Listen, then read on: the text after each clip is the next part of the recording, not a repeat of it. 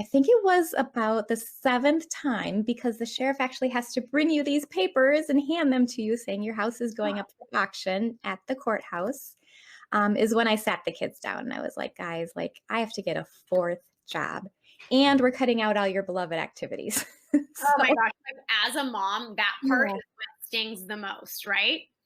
Oh, heartbreaking. I could barely say it before I, like, ran to the bathroom and crying my eyes out, and, um not sure how long I was in there, but at one point, my youngest daughter, Amelie, she came and she knocked at the door, and I opened it up, wiping my face, and she was like, "Mom, we are gonna be okay. I have lots of stuff for us to sell." And she had packed this little pink cheetah print suitcase, and it was full of like books and Barbies and seashells and rocks. And like she was determined that it was gonna save us.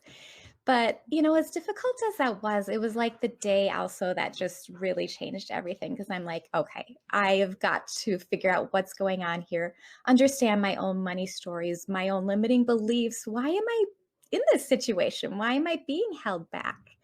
And, once you are able to really uncover that, which is not easy, especially by yourself because, it's just the perspectives and the loops that just keep playing in your brain from when you were little. exactly. But when you're able to clear out all the junk, it's amazing what can happen in life and in business.